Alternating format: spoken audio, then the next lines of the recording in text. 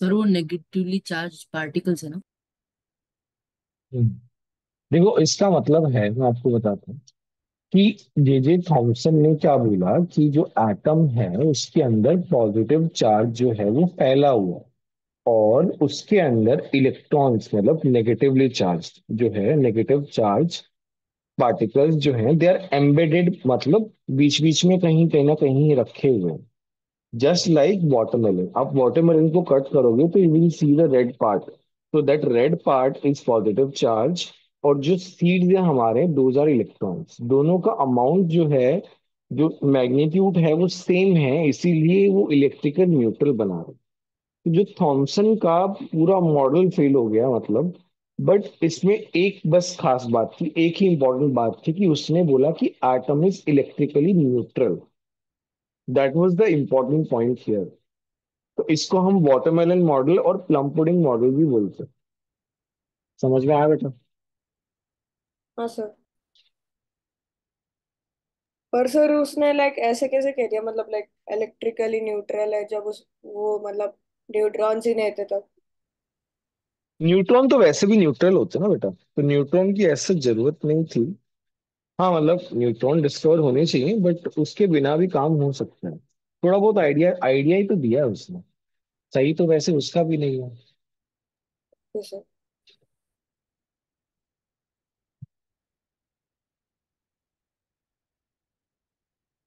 ये बताओ इसका आंसर क्या है?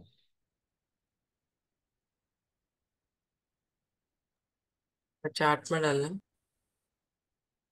ऐसे ही बताते हैं, ये तो बहुत इजी है। Sir D. Protons. Positively B protons. B B. Positively negatively charge B. Protons. E. Very.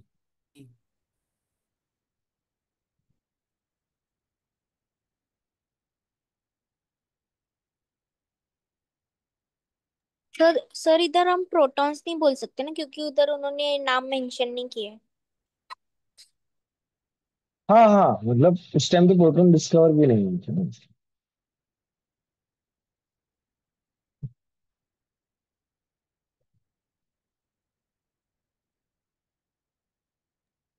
Sir एक क्वेश्चन लिखना है क्या?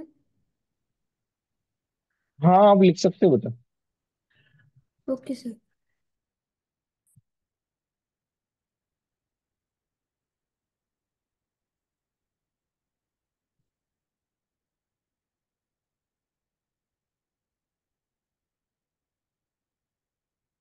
लिख लिया बच्चों? नहीं सर, एक मिनट प्लीज। ओके। सर इसका आंसर बी है या डी है? बेटा इसका आंसर डी आएगा, मतलब पुडिंग जो है ना वो आपका पॉजिटिवली चार्ज। बाकी जो उसमें प्लम पुडिंग में बाकी जो नट्स वगैरह होते हैं वो आपके इलेक्ट्रॉन होते सर हैं।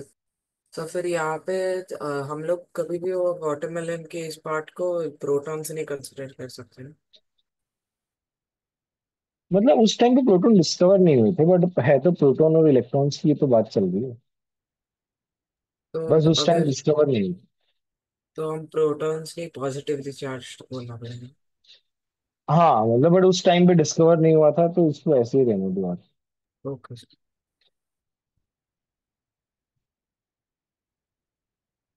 तो सर अगर एग्जाम में आए तो if we select, in case if we select protons, it would be considered wrong even though it is correct. तो नहीं नहीं, ऐसा कुछ नहीं है।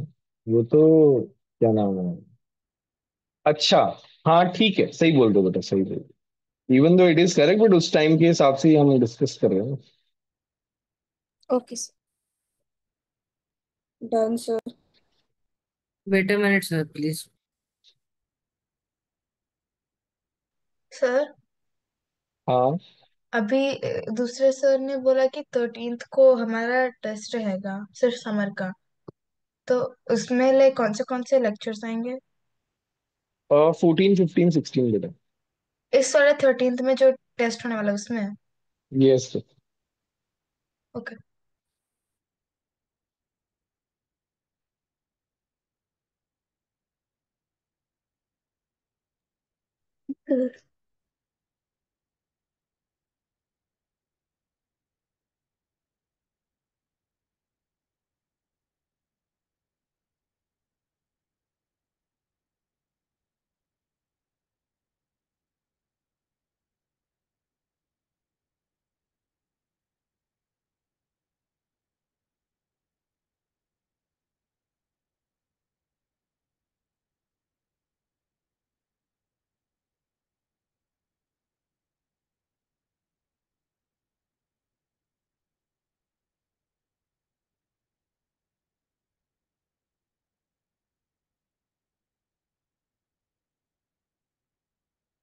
चलो,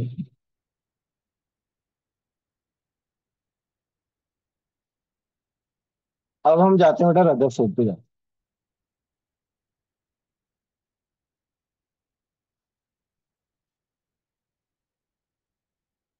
अभी आ रही है मेरी आवाज अच्छे से? थोड़ा आई थिंक अब सेटल डाउन हो गया है लैपटॉप थोड़ा। Yes sir. Yes sir. All yes right sir. बेटा, अब थोड़ा ध्यान से समझना है बच्चा। अब रदरफोर्ड आए। रदरफोर्ड जो है, आपको मैं बता दूं, रदरफोर्ड थॉमसन के स्टूडेंट थे। मतलब उनके अंडर पीएचडी कर रहे थे। ठीक है, वो तो ट्रे में था। वो भी रिसर्च कर रहे थे इस पे। तो रिसर्च करते टाइम, अब देखो थॉमसन ने तो क्या है, थॉमसन का बहुत नाम हो गया था, तो इसने इलेक्ट्रॉन डिस्कवर कर दिया, he was quite famous. And उसने बोल दिया ऐसा, तो लोगों ने मान लिया। बट फिर धीरे धीरे थोड़ा और रिसर्च भी चला, क्योंकि उन्होंने कुछ मतलब एक्सपेरिमेंटल फैक्ट्स कुछ बोले नहीं थे, कुछ एक्सपेरिमेंट नहीं किया था, बस मन में आया और बोल दिया। ठीक है, बट रदरफोर्ड जो उनके स्टूडेंट थे, उन्होंने उसके ऊपर रिसर्च किया। उन्होंने एक एक्सपेरिमेंट किया। एक्सपेरिमेंट कैसे किया? ये जो आपका सब्सटेंस है, ये आपका रेडियो एक्टिव सब्सटेंस है। रेडियो एक्टिव सब्सटेंस जो है वो अल्फा पार्टिकल रिलीज करता है। हमने न्यूट्रॉन की डिस्कवरी में ये सब चीजें पढ़ी थी, याद होता है। हाँ सर। और ये हमारी लेड सरफेस है।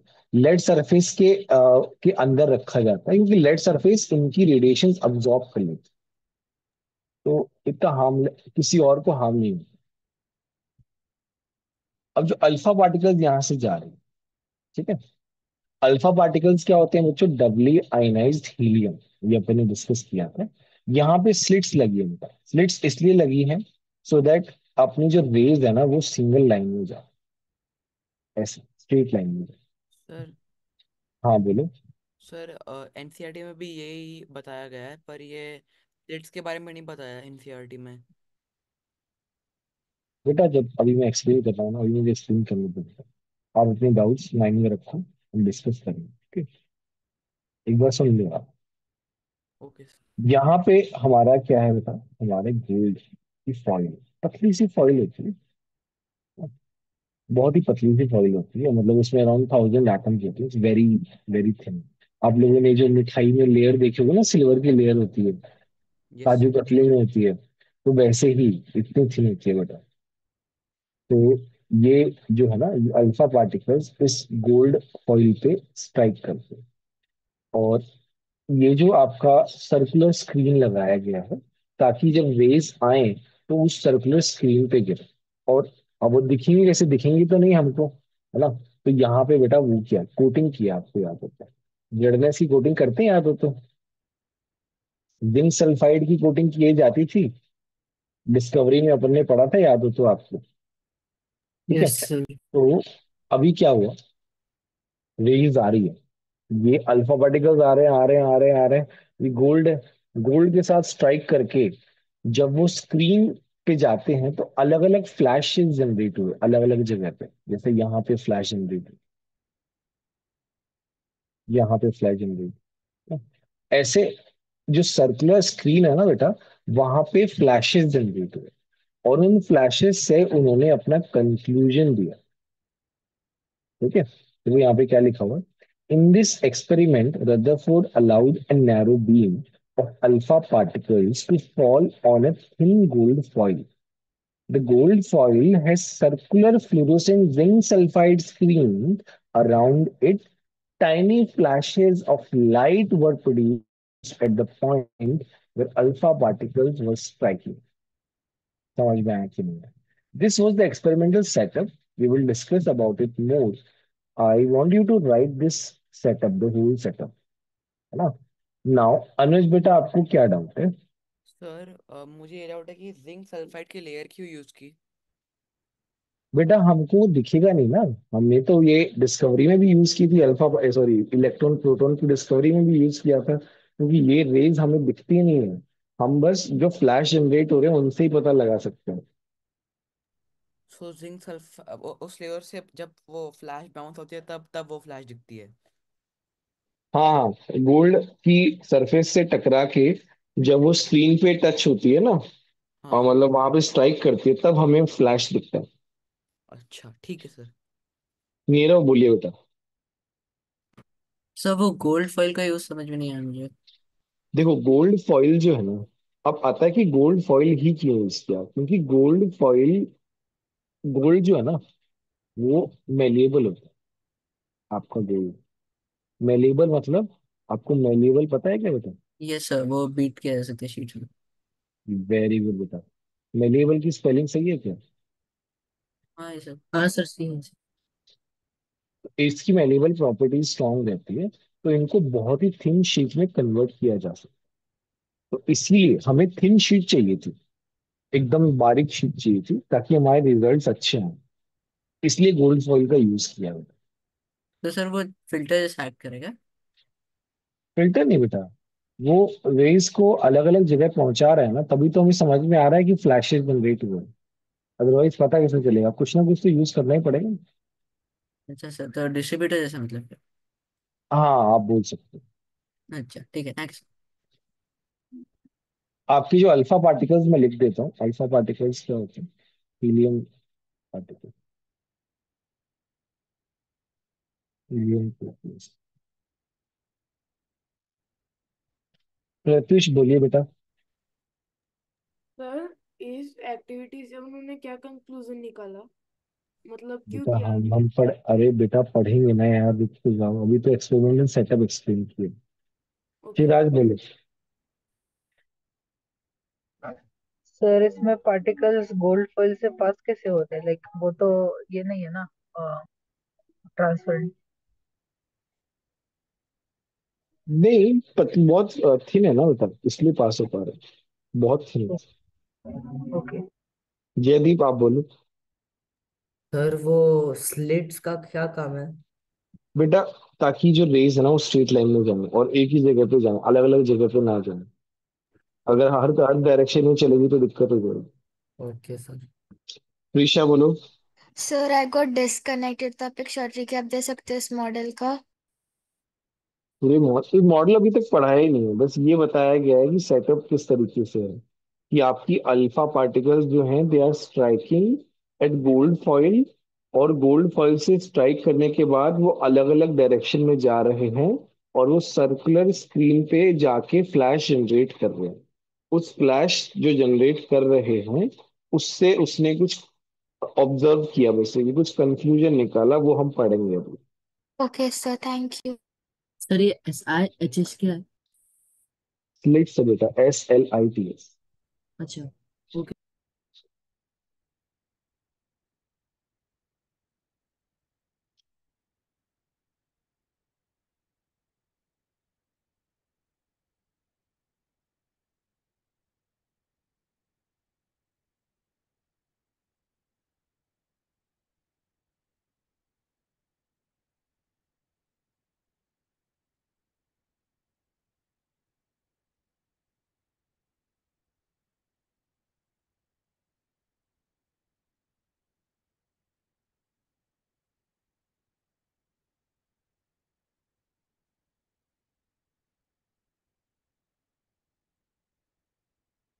बेटा अप्रैल के बाद आप कौन से बैच में जाओगे, मतलब एडवांस वाले बैच में जाओगे या हाँ सर, कैसे? एडवांस हाँ चालू हो जाएगा मई से। Advance sir. अच्छा। 9th एडवांस ना। 9th और 10th एडवांस। अच्छा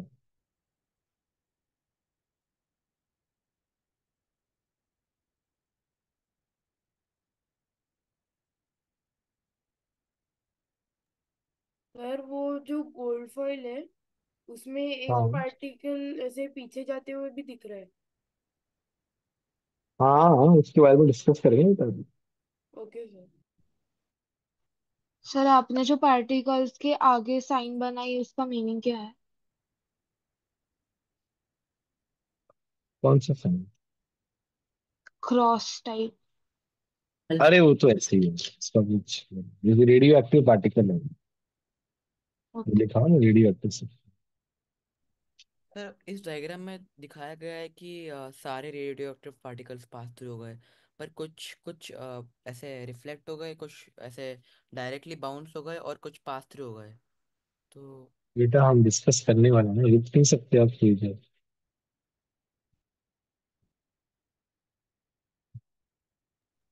सर रेडियो एक्टिव सब्सटेंस और पीबी सरफेस का मतलब क्या है?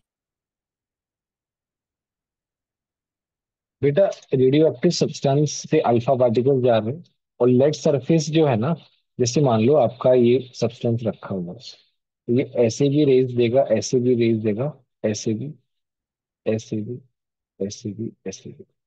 हमें चाहिए बस इस डायरेक्शन में। तो ये जो लेड का सरफेस है ना, ये क्या करता है, इनको अब्जॉर्ब कर लेता है। जो आपका लेड सरफेस है, ये बाकी रेडिएशंस को अब्जॉर्ब कर लेता तो जो रेडियो एक्टिव है मतलब जिधर वो सब्सटेंस सभी तरफ रेडियो रेड जो है वो ये स्प्रेड कर रहा है, वो पीबी सरफेस प्रिवेंट कर रहा है। है। यस बेटा, वेरी गुड, आप समझ गए अच्छे। Thank you. वो मतलब पूरा जो एरो है वो रेडियो एक्टिव सब्सटेंस का लाइक उसके रेस का ट्रैवल दिखा रहा है ना? यस बेटा, अल्फा पार्टिकल जा रहे हैं। और cross is just where it is kept. Yes. Okay.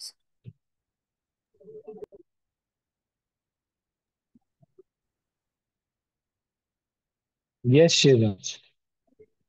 Sir rays gold foil से पास होने के बाद स्क्रीन पे पड़ रहे, तो आपने वो रेड मार्किंग के वो फ्लैशेस है क्या? यस बेटा।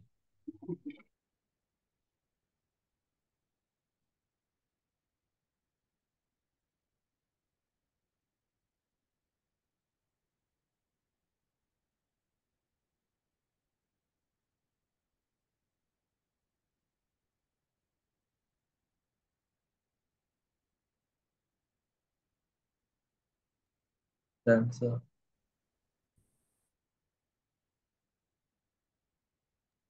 सर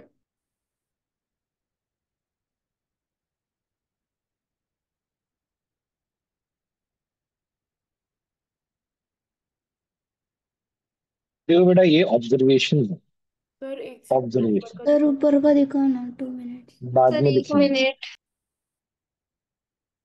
स्क्रीनशॉट ले लो आप।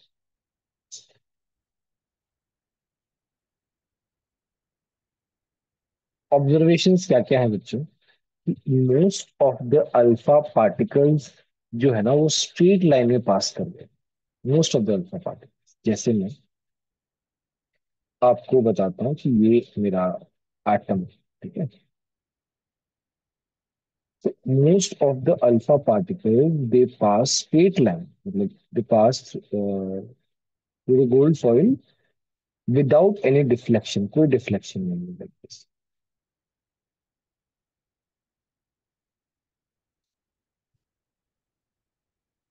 Straight line में pass है।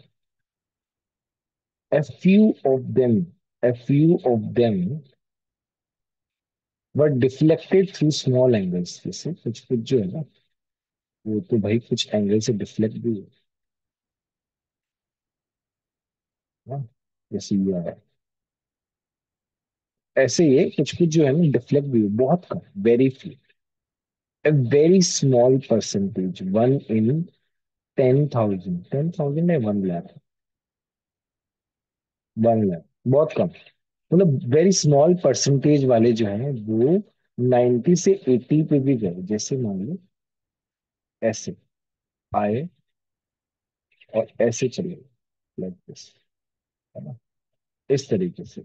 और मान लो ऐसे आए, वापस भी जा सकते, 90 to 180 बेटा। आप ये समझ जाओ कि जैसे यहाँ पे जो एंगल है वो बहुत ज्यादा है, बट वो उसका परसेंटेज बहुत कम है। तो ये बेटा ऑब्जर्वेशन था। ऑब्जर्वेशन एक बार फिर से बता रहा हूँ बेटा, most of the alpha particles बिना किसी डिफ्लेक्शन के पास हुए सीधे, और कुछ बहुत कम अल्फा पार्टिकल्स कुछ स्मॉल एंगल,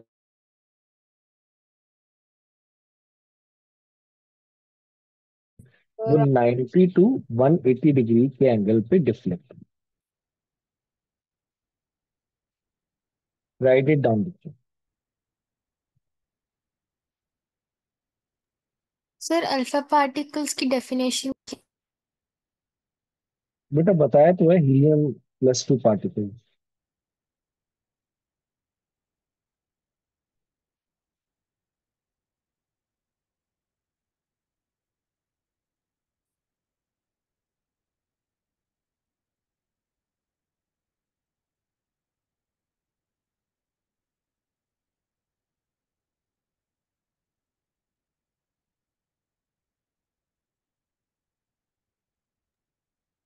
सर हमें ये डायग्राम ड्रॉ करनी है क्या? यस बेटा। और अलग अलग कलर जो मैंने यूज किए हैं उसी तरीके से करना है बेटा। Okay sir.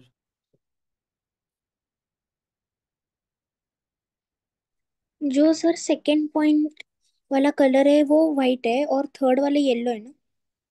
हाँ हाँ बेटा, वो अलग अलग उसके हिसाब से, तो आप अपने हिसाब से कोई दूसरा कलर भी यूज कर सकते हो। बस अलग अलग कलर बोलने का मतलब है अलग अलग 3 पॉइंट को हमने एक्सप्लेन किया है। ये सर। और सेकंड वाला में से फ्यू है, मतलब उसमें ही थर्ड वाला पॉइंट भी आ जाता है ना? थर्ड अलग हो गया ना बेटा, वो 90 to 180 डिग्री वाला, मतलब ज्यादा और लार्ज। नहीं नहीं, मतलब थर्ड वाला जो है वो स्पेसिफिकेशन है कि कौन से एंगल्स। बेटा जो स्मॉल एंगल का मतलब लेस देन 90। ओके सो मतलब थोड़े, मतलब जो 90 to 80 वाले थे उससे स्मॉल एंगल्स का अमाउंट लेस था। Yes, less than 90 degree.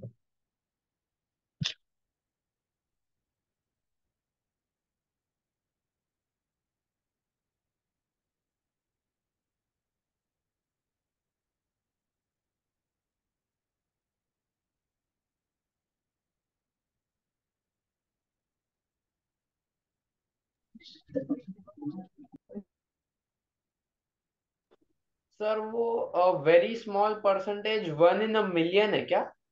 Yes बेटा। Yes. Okay, thank you sir.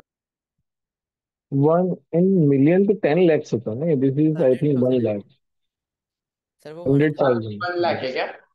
Yes बेटा। Okay, thank you sir. Sir आपने पहले बोला था कि जो रेडियो एक्टिव सब्सटेंस रहता है वो मतलब अपने चारों ओर से ये देता है, लाइट रेस, अल्फा रेस। तो हम्म। रेड रेस कैसे गए? अरे बेटा, ऊपर पूरा एक्सपेरिमेंट बता दिया, वहां पे बता दिया कि लेड जो है अब्जॉर्ब कर लेता है, स्लिट जो है वो उसे रोक देता है, हम सीधे लाइन में लेके जा रहे हैं। अभी आप वहां पे वो वाला क्वेश्चन कर रहे हो तो ऊपर बताने का फायदा क्या हुआ? ऐसा। सर वो स्लिट्स कौन से सब्सटेंस से बनते हैं?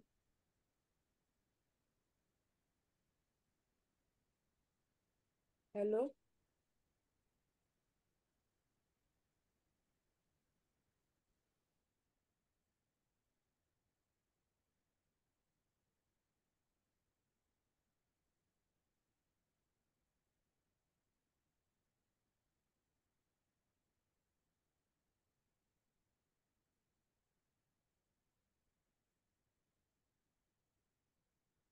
कोई डाउट पूछ रहा था क्या? हाँ सर, जो हाँ स्लिट बोलो बेटा। वो कौन से सब्सटेंस से बनते हैं? अलग अलग मेटल से बनते हैं बेटा, मेटल के बने होते हैं। Okay sir.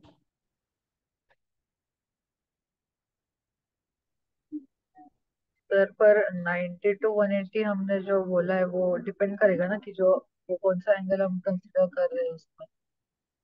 बेटा हम कंसिडर नहीं करते हैं बेटा, वो एंगल जो आ रहा है वो ही आएगा ना बेटा, कंसिडर थोड़ी करेंगे। इट कुड बी नहीं एनीथिंग वो इन बिटवीन। जैसे थर्ड केस में हमने अगर इनिशियल और फाइनल जो रे होने के बाद उसके बीच का एंगल भी कंसिडर कर सकते हैं, ऐसे मैं बोल रहा हूँ। नहीं बेटा, आप पता नहीं क्या बोल रहे हो यार। सर डिफ्लेक्ट क्यों होते? अरे तो डिस्कस करेंगे, अभी तो ऑब्जर्वेशन है बेटा, कंक्लूजन निकालेंगे अभी। अच्छा ओके। अब आता है कि सर वो अच्छा क्वेश्चन था, मतलब अच्छा क्या, मतलब नेक्स्ट क्वेश्चन वही बनता है कि सर ऐसा हो क्यों रहा है। देखो ऐसा इसलिए हो रहा है कि अपना जो एटम है ना, ध्यान से समझना, उस एटम में मोस्ट ऑफ द स्पेस खाली होता है, खाली होता है बेटा। और उसके बीच में कहीं एक पॉजिटिवली चार्ज स्फेयर होता है, पॉजिटिवली चार्ज। फिर से बता रहा हूँ, एटम का most of the space is empty और उसके सेंटर में स्ट्रॉन्ग स्ट्रॉन्ग पॉजिटिव चार्ज वाला एक छोटा सा स्फेयर होता है। तो इलेक्ट्रॉन जब यहां से पास हो रहे सभी अल्फा पार्टिकल्स क्या होते हैं बेटा? पॉजिटिवली चार्ज होते हैं।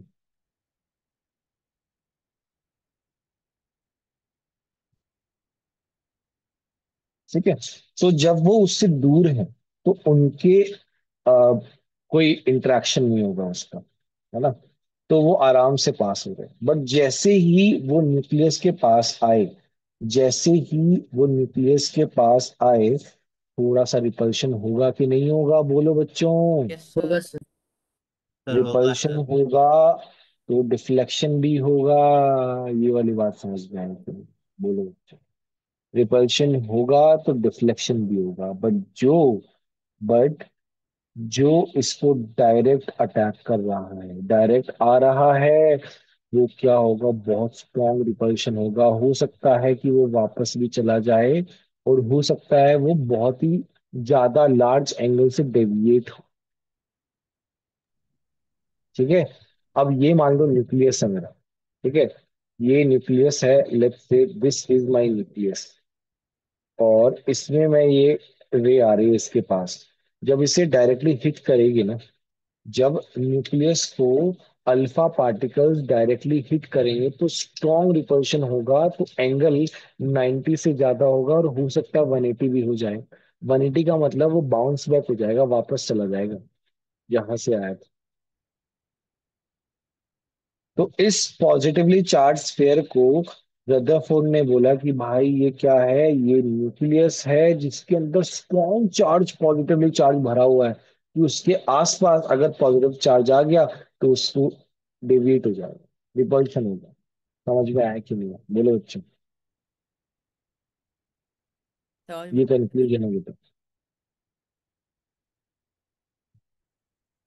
सर थोड़ा सा डायग्राम। ये लिख लो बेटा, कोई डाउट आए तो आप पूछ लो। पहले पढ़ो समझो, है ना? थोड़ा ड्रॉप करो जो मैंने बताया है, फिर उसके बाद डाउट पूछ लो। 2 मिनट बाद डाउट पूछो। आप पहले इसको समझो, पढ़ो, उसके बाद अपन डिस्कस करें।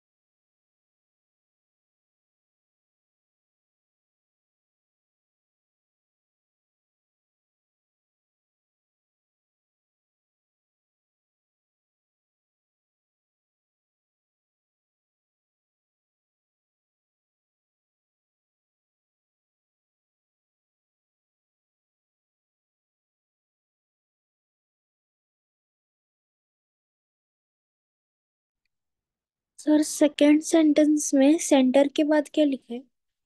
Positive charge is concentrated at a very small region and not uniformly distributed in the whole atom. This is called nucleus. Sorry, Siraj, third third one after centre. Because of the existence of positively charged atmosphere at the center, alpha particles deflect by a small angle after passing near to the nucleus. Siraj बोलो बेटा। Sir actually मेरा connection चला गया था, आप summarise कर सकते हैं क्या?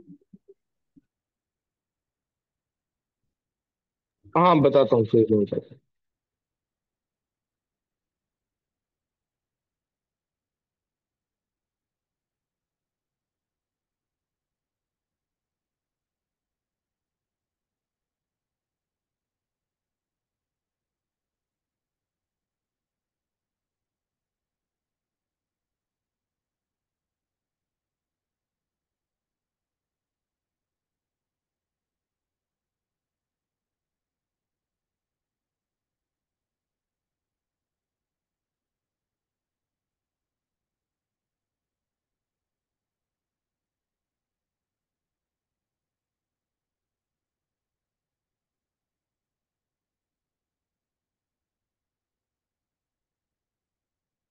नीरव बोलो क्या डाउट।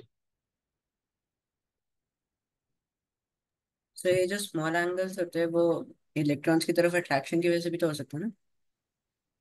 नहीं, ये बेसिकली बेटा इलेक्ट्रॉन तो घूमता रहता है। वो इतना इतना फास्ट घूम रहा है कि उसका एक पास टाइम नहीं है इंटरेक्शन करने के लिए। मेनली जो डेविएशन हो रहा है that is due to positively charge at the nucleus. हाँ सर, पर एक हाथ दो भी अगर पार्टिकल्स हुए तो यार वो बहुत ही ब्रीफ के लिए, वो ब्रीफ टाइम के लिए हो सकता है, और वो इतना कंसिडरेशन में आएगा नहीं। रिजल्ट अफेक्ट नहीं करेगा ना सर? नहीं नहीं नहीं। ठीक है, थैंक यू सर।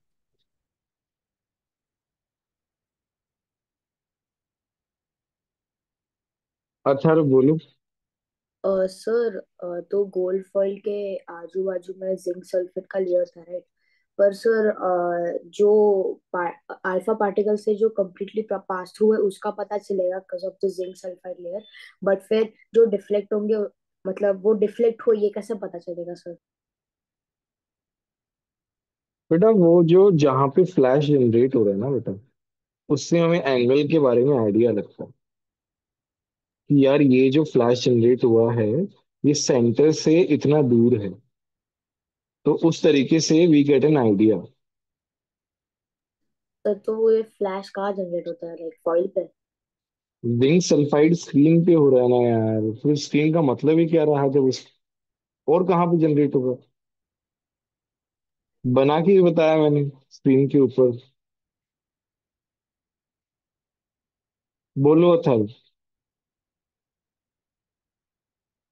जयदीप बोलो क्या डाउट है? सर अब अल्फा पार्टिकल जब न्यूक्लियस से स्ट्राइक होता है तो रिपल्शन से वो पीछे चले जाता है। तो सर न्यूक्लियस में तो बहुत सारे प्रोटॉन्स है जो क्लोजली पैक्ड है, तो वो एक दूसरे को रिपेल नहीं करते क्या? बेटा अब ये आपने क्वेश्चन जो पूछा है ना, इसका जवाब आपको 11th में मिलेगा, मतलब 11th 12th में आता है इसके बारे में।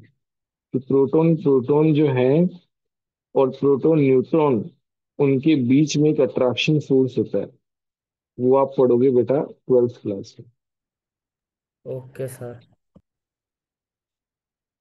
एक मिस्टीरियस फोर्स होता है।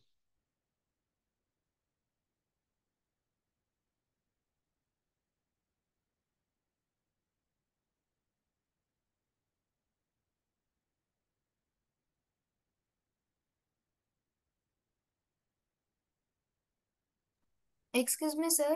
सर, हाँ बोलो बेटा।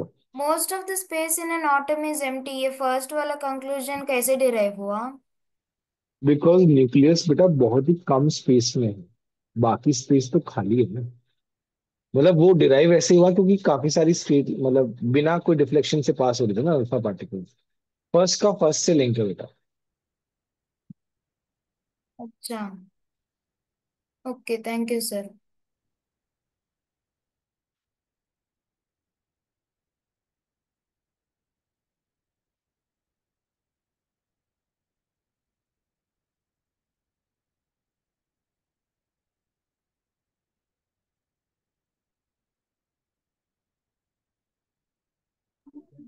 सर आप समरी बताने वाले थे ना? अच्छा। तो इसमें ऐसा है कि बेटा काफी सारे अल्फा पार्टिकल्स जो हैं वो बिना किसी डिफ्लेक्शन के पास हो गए। इसका मतलब है कि काफी सारा स्पेस एटम के अंदर खाली है। ठीक है। और जो पार्टिकल्स थोड़े से डेविएशन से पास हो रहे थे, इसका मतलब सेंटर के अंदर एक पॉजिटिवली चार्ज एटमॉस्फेयर है। एक एटम के अंदर सेंटर में पॉजिटिवली चार्ज एटमॉस्फेयर है जिसको न्यूक्लियस बोलते हैं बेटा। ठीक है। और जब अपने अल्फा पार्टिकल्स उसके पास में आते हैं तो अल्फा पार्टिकल्स पॉजिटिवली चार्ज हैं, और हमारा न्यूक्लियस भी क्या है, पॉजिटिवली चार्ज है। तो दोनों के बीच में क्या होगा बेटा, रिपल्शन होगा। रिपल्शन की वजह से डेविएशन होता है। जब अल्फा पार्टिकल्स न्यूक्लियस को डायरेक्टली हिट करते हैं तो स्ट्रॉन्ग रिपल्शन होता है। स्ट्रॉन्ग रिपल्शन की वजह से डेविएशन थोड़े लार्ज हो जाते हैं। It could be more than, मतलब 90 से ज्यादा हो जाते हैं, 180 तक भी जा सकते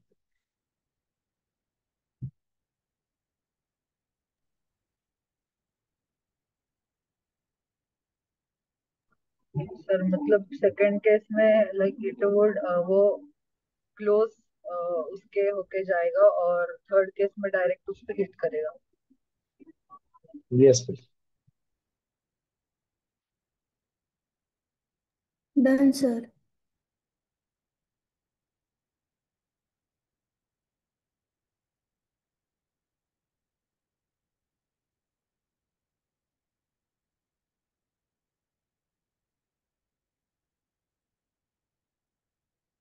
अब आता है हमारा, रदरफोर्ड ने अपना मॉडल दिया है। तो रदरफोर्ड का मॉडल जो है ना वो, उसमें क्या क्या पॉइंट्स बोले।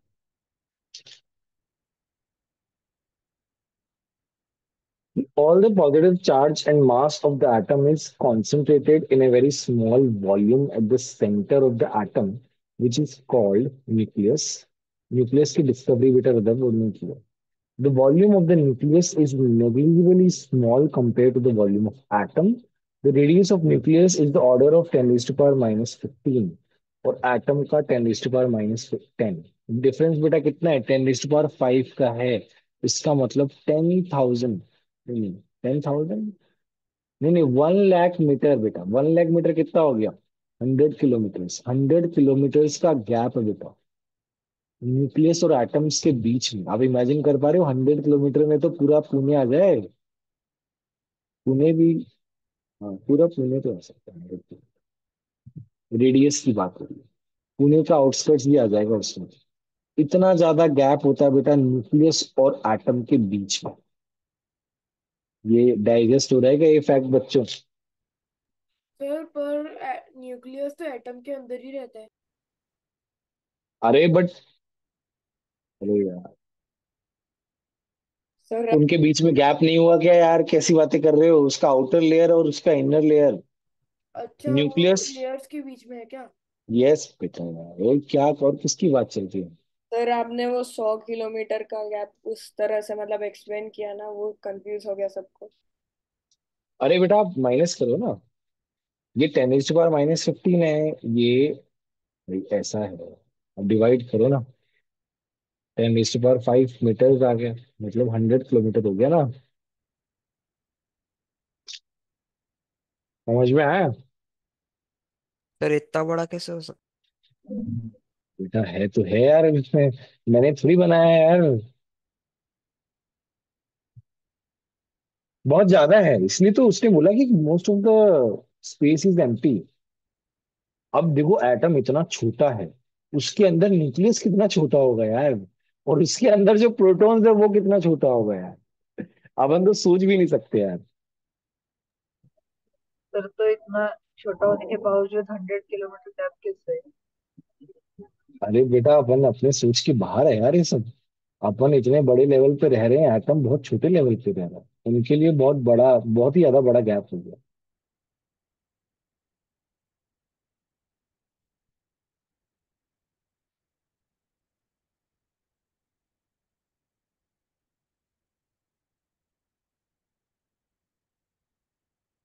ये पॉइंट्स भी डिस्कस करेंगे बच्चों।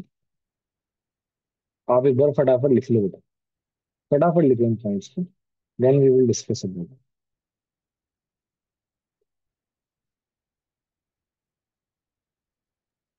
सर थर्ड पॉइंट नहीं है। थर्ड पॉइंट अपन ने कर लिया बेटा, जरूरत नहीं है इसकी। Yes, sir.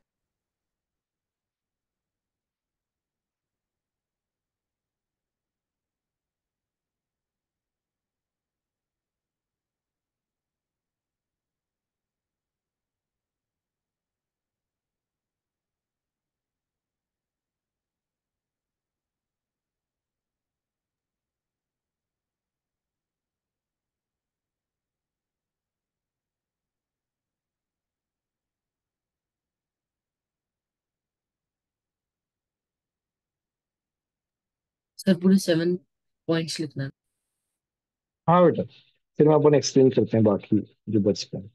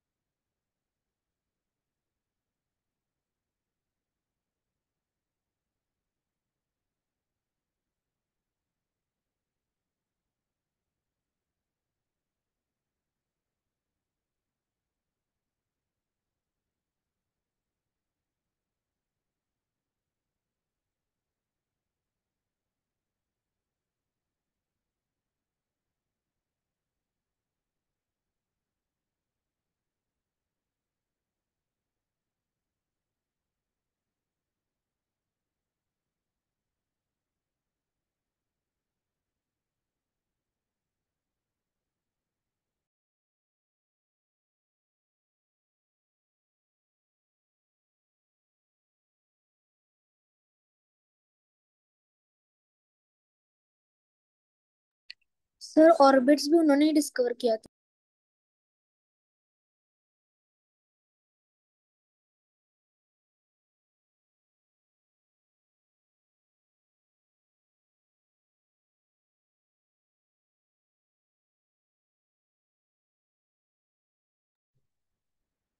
अभी हाँ बेटा, अपन ये सब डिस्कस करेंगे, चलो डिस्कस कर लेते हैं।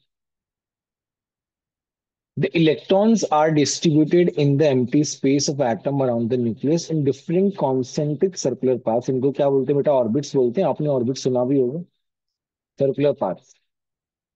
द नंबर ऑफ इलेक्ट्रॉन्स बराबर होते हैं बेटा प्रोटॉन्स के, तो इसलिए न्यूट्रल रहता है। ये तो अपन ने किसने बता दिया था? ये तो थॉमसन ने बता दिया था। सेंट्रीफ्यूगल फोर्स जो है ना, वो हम एक बार डिस्कस करते हैं बेटा। अभी क्या है ना, ये ध्यान से समझना बेटा, आप लोग सब लोगों का ध्यान जो है वो यहाँ पे होना चाहिए। ये हमारा इलेक्ट्रॉन है। अभी क्या है ना बेटा, इलेक्ट्रॉन मूव कर रहा है सर्कुलर पाथ में।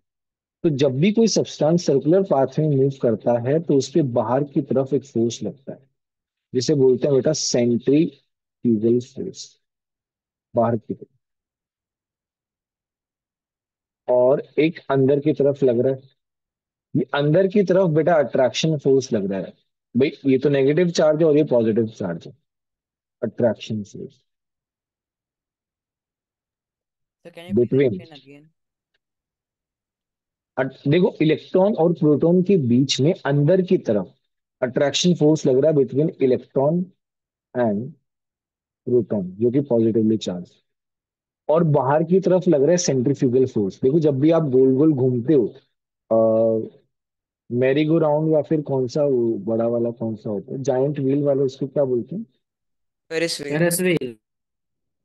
तो जब आप उस पे जा रहे हो नीचे, तो आपको बाहर की तरफ एक फोर्स लगता है। उस फोर्स को बेटा सेंट्रीफ्यूगल फोर्स बोलते हैं। ये सेंट्रीफ्यूगल फोर्स जो है ना बेटा, सर्कुलर मोशन में आता है। जब आप सर्कुलर मूव करते हो तो बाहर की तरफ लगता है। तो इन दोनों फोर्स के बीच में एक बैलेंस होता है, जिसकी वजह से इलेक्ट्रॉन जो है वहीं का वहीं रहता है, मूव नहीं। सर इलेक्ट्रॉन या प्रोटॉन? इलेक्ट्रॉन बेटा, इलेक्ट्रॉन। इलेक्ट्रॉन मूव कर रहा है ना, तो इलेक्ट्रॉन पे फोर्स लगेगा बाहर की तरफ। अच्छा सॉरी, मेरे को लगा वो सर ये वाली फोर्स सर अंदर से बाहर ये अंदर से बाहर होती है, बाहर से अंदर होती है? अंदर से बाहर होती है, okay. Centrifugal force. Sir but इस एटम के सेंटर में पॉजिटिव फोर्स है, बाकी जगह वो खाली है, तो फिर अभी लाइक इलेक्ट्रॉन का फोर्स। अरे बट जो भी है, बट उनके बीच में फिर भी फोर्स ऑफ अट्रैक्शन तो रहेगा ना, कुछ ना कुछ। फिर वो एम्प्टी है ना, बाकी न्यूक्लियस का जितनी। अरे मतलब इसका मतलब तो ये बात, या जैसे मान लो यहाँ पे मैंने पॉजिटिव चार्ज रखा, यहाँ पे मैंने नेगेटिव रखा, तो इनके बीच में तो जगह खाली है, तो फोर्स ऑफ अट्रैक्शन कैसे लगेगा, लगता तो है ना।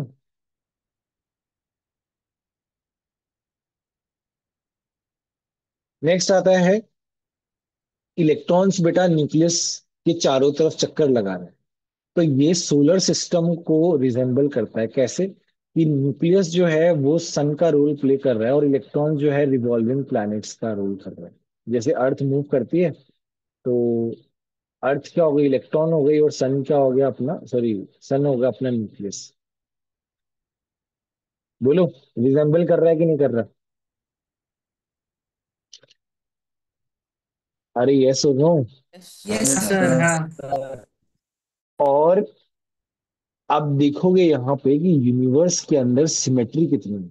सिमेट्री कैसे, कि जो सबसे छोटे पार्टिकल के अंदर जो फिनोमिनन हो रहा है, कि उसमें electrons are revolving around the nucleus, the same phenomenon is happening in the universe. इतने बड़े यूनिवर्स में जो फिनोमिनन हो रहा है, सेम फिनोमिनन सबसे स्मॉलेस्ट पार्टिकल के अंदर हो रहा है। आप देख रहे हो सिमेट्री, यूनिवर्स के अंदर बेटा बहुत सिमेट्री है। आप बाद में धीरे धीरे पढ़ोगे इसके बारे में, कि पूरे यूनिवर्स के अंदर सिमेट्री है, जो बड़े लेवल पे है, सेम फिनोमिनन छोटे लेवल पे भी होता है।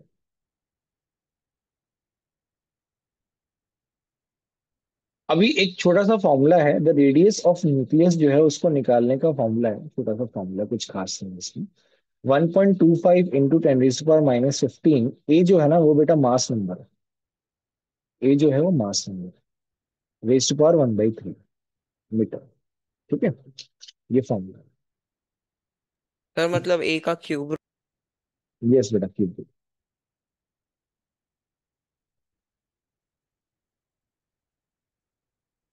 सर एक क्वेश्चन था। हाँ। सर एटम के अंदर जो इलेक्ट्रॉन होता है वो जब रिवॉल्व करता है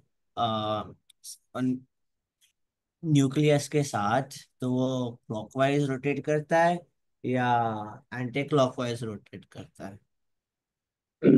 वेरी गुड क्वेश्चन, बट ये थोड़ा आगे पढ़ेंगे बेटा। ठीक अभी है। इसको स्टॉप कर देते हैं, ठीक है। आगे आएंगे। सर थोड़ा सर ऊपर के वो 2 पॉइंट दिखाओ ना।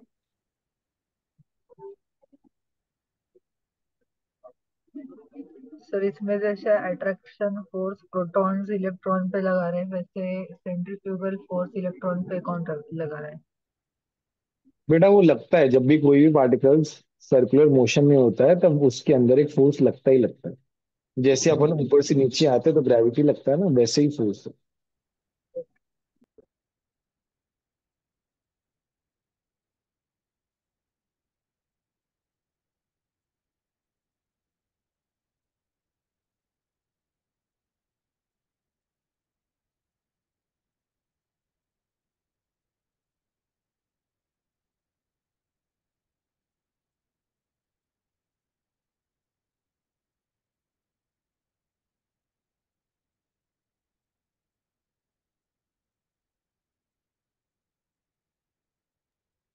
सर हाँ बेटा बोलो। सर अगर एक भी फोर्स ऐसे अगर अनइक्वल हो गया तो फिर क्या होगा?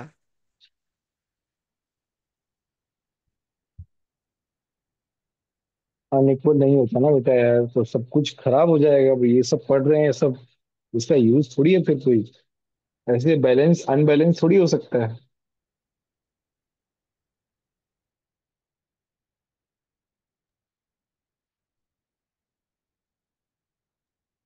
सर डायग्राम दिखाओ ना।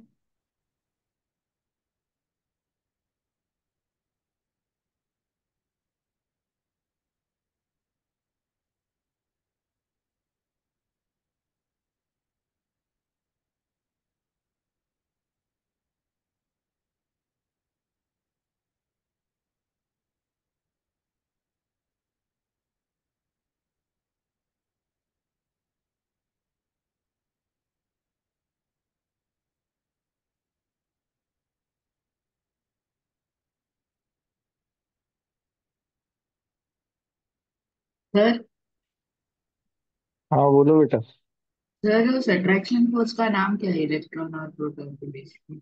अट्रैक्शन फोर्स भी है बेटा, वैसे इलेक्ट्रोस्टैटिक अट्रैक्शन फोर्स बोलते हैं। अच्छा, okay, thank you.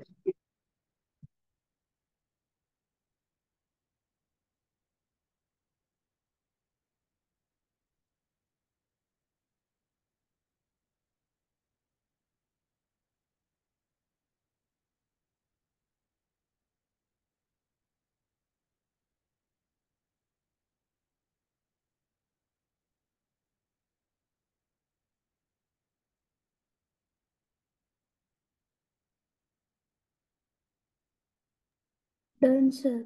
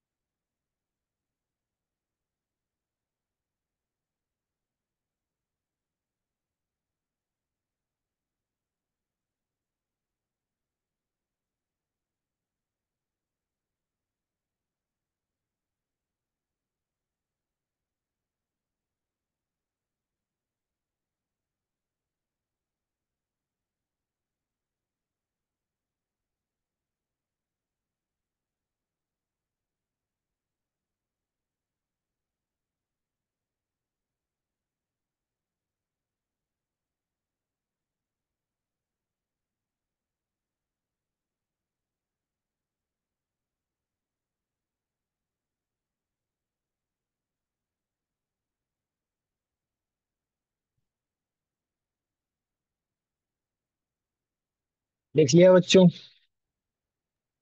Yes. Yes sir. बेटा हम, वैसे तो ड्रॉबैक्स रदरफोर्ड के बहुत सारे, बट वो सब अभी समझ में नहीं आएंगे क्योंकि उसके लिए और ज्यादा पढ़ना पड़ेगा। वो बेटा आपको 11th में समझाएंगे हम। तो अभी के लिए कि थोड़ा सा ड्रॉबैक्स पढ़ लो। एग्जैक्ट लोकेशन के बारे में नहीं बताया उसने। This was the drawback. ठीक है, राइट इट डाउन।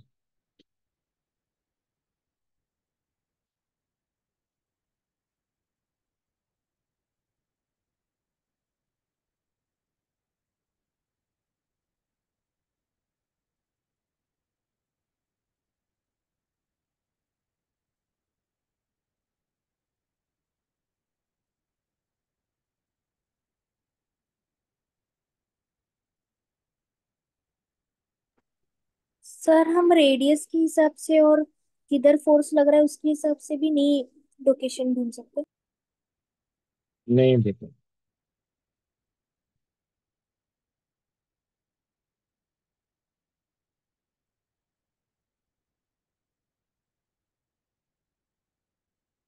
लिखो लिखो लिखो।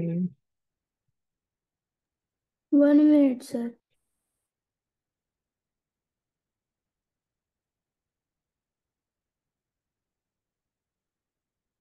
Done sir. लुक्स लाइक मैं एक ड्रॉबैक बता देता हूँ, है ना? थोड़ा सिंपल टर्म्स में बताऊंगा, और ये जो लिखा हुआ है ना बेटा वो बहुत कॉम्प्लेक्स टर्म्स में। सर ये लिखना है। अभी पहले सुन लो। देखो बेटा, एक मेजर ड्रॉबैक जो था ना जो रदरफोर्ड का, वो मैं बताने जा रहा हूँ, तो आप बेटा बहुत ही ध्यान से समझना। इसमें एक कॉन्सेप्ट का यूज है, तो मैं उसको ब्रीफ में बताता हूँ। ठीक है, बार बार एक्सप्लेन नहीं करूंगा क्योंकि एक बार में बहुत ज्यादा इसमें टाइम लगेगा बताने। नाउ एक फिजिसिस्ट थे बेटा, मैक्सवेल करके। मैक्सवेल करके बेटा एक फिजिसिस्ट थे। तो उन्होंने क्या बोला, उन्होंने बोला कि जब भी कोई चार्ज पार्टिकल एस्लरेट होता है, जब भी कोई चार्ज पार्टिकल एस्लरेट होता है,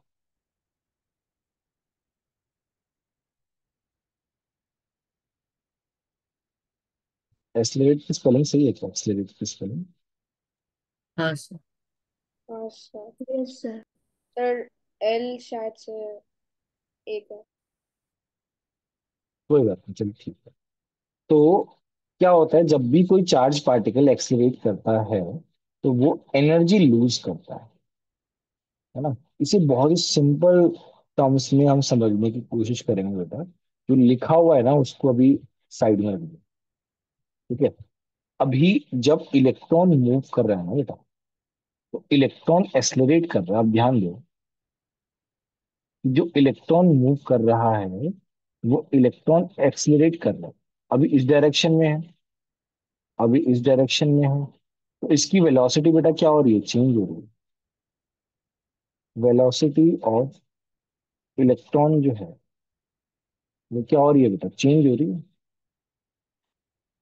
इसका मतलब इलेक्ट्रॉन जो है वो क्या कर रहा है, एक्सलरेट कर रहा है। एक्सेलरेट। इसका मतलब इलेक्ट्रॉन जब घूम रहा है न्यूक्लियस के चारों ओर, तो उसकी एनर्जी लूज होनी चाहिए, according to Maxwell. Right. Maxwell का जो कॉन्सेप्ट था वो बेटा सही था, एग्जैक्ट था। तो according to Maxwell, energy of electron should decrease.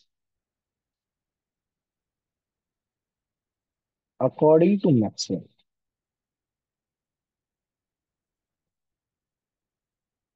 Energy of electron should decrease. और अगर इलेक्ट्रॉन की एनर्जी कम हो गई तो क्या होगा बच्चों? It would fall into the nucleus. Very good बेटा, वो न्यूक्लियस के अंदर आ जाएगा बेटा। आपकी एनर्जी कम हो रही है, आप घूम रहे हो, तो क्या होगा, आप चक्कर खाए गिर जाओगे। वैसे इलेक्ट्रॉन के साथ होना चाहिए। इलेक्ट्रॉन जो है वो बेटा धीरे धीरे एनर्जी लॉस हो रहा है, लॉस हो रहा है, लॉस हो रहा है, लॉस हो रहा है, और वो न्यूक्लियस के अंदर समा जाना चाहिए, आ जाना चाहिए, मिक्स हो जाना चाहिए, फॉल हो जाना चाहिए। तो लिखा हुआ है, this would ultimately lead to the fall of electron in the nucleus, as the continuous decrease in energy would also cause the radius to decrease।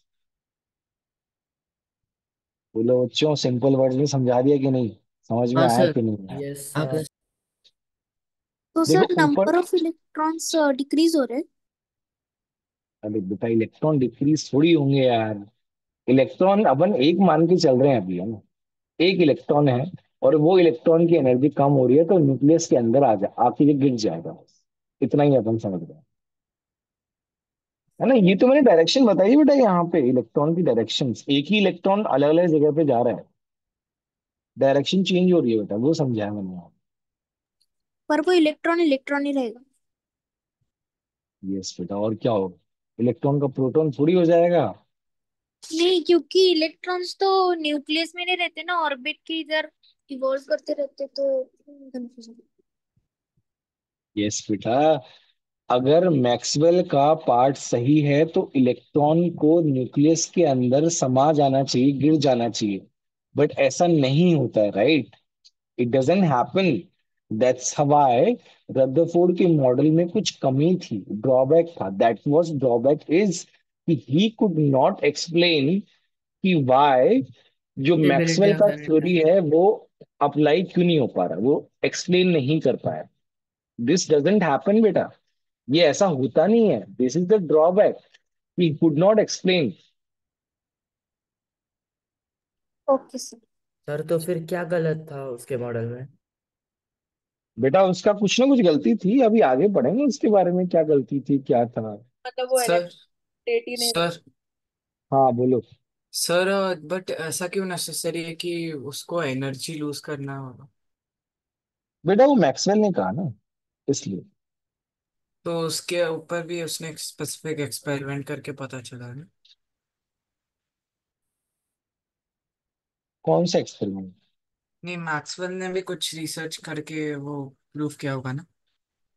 Maxwell का अपना रिसर्च था, वो बेसिकली कॉमन रिसर्च था, वो अच्छा। ओके। स्पेसिफिक नहीं था इसका।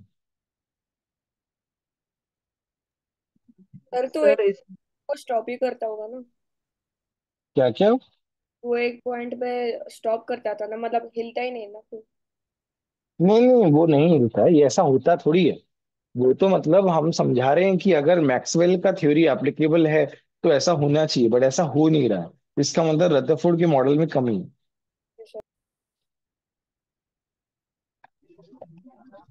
सर इसमें वेलोसिटी चेंजिंग तो स्पेसिफिकली मैग्नेट डायरेक्शन चेंज हो रहा है या both magnitude and direction? Direction बेटा, डायरेक्शन। ओके। सर ये सेकंड पॉइंट लिखना है क्या? हाँ बेटा, लिख तो लो ही ना आप। बाकी मैंने इसे सिंप्लीफाई करके भी लिखा हुआ है, आप वो भी लिख लें, सो दैट आपको समझ में आए चीजें। तो सर ये बेसिकली होता नहीं है, बट मैक्सवेल के थ्योरी के अकॉर्डिंग वो प्रूव नहीं कर पाया ना रदरफोर्ड। यस बेटा।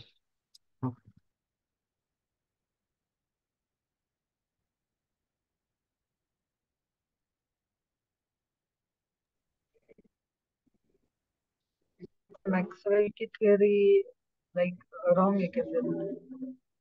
नहीं है बेटा, मैक्सवेल की थ्योरी रॉन्ग है, बताया तो भी मैक्सवेल की थ्योरी सही है।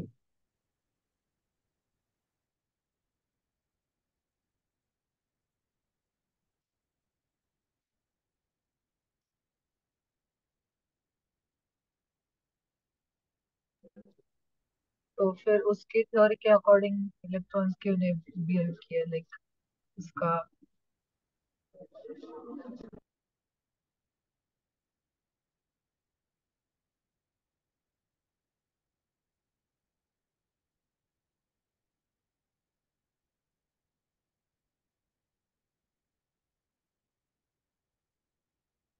Done sir. Wait sir.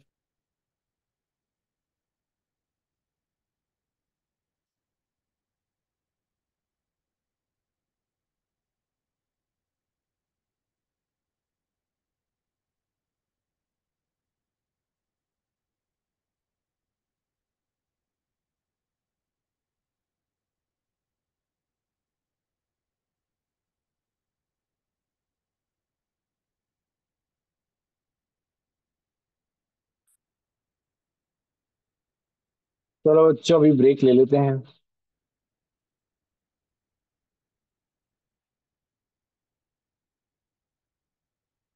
ठीक है? Okay sir. We shall meet at 7:50 PM। Okay sir.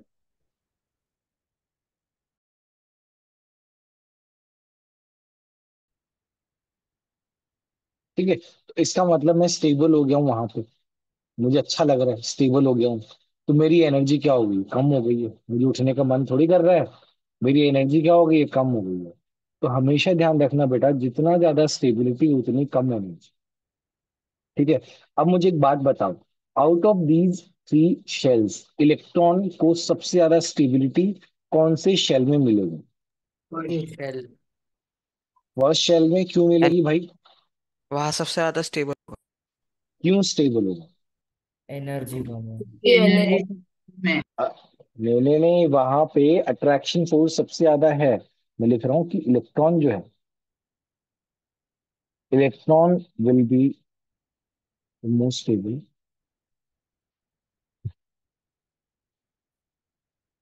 In first orbit because of maximum attraction from nucleus. Because of maximum attraction from nucleus. ठीक है? मैक्सिमम अट्रैक्शन की वजह से वो क्या होगा? सबसे ज्यादा स्टेबल होगा। And that's why energy of first orbit increase.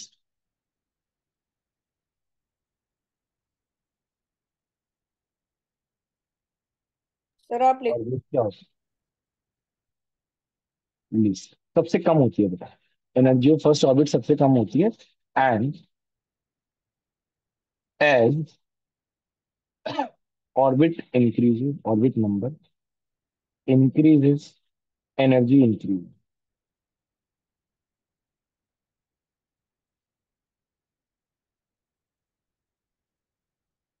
Sir fourth orbit भी होती है ना? क्या क्या? फोर्थ अरे ऑर्बिट। ऐसे तो इनफाइनाइट ऑर्बिट्स होते हैं बेटा, हमने बस अच्छा। 3 बनाए हैं। अच्छा ओके सर। ठीक है बेटा, इतना पार्ट आप लिख लो बेटा फटाफट।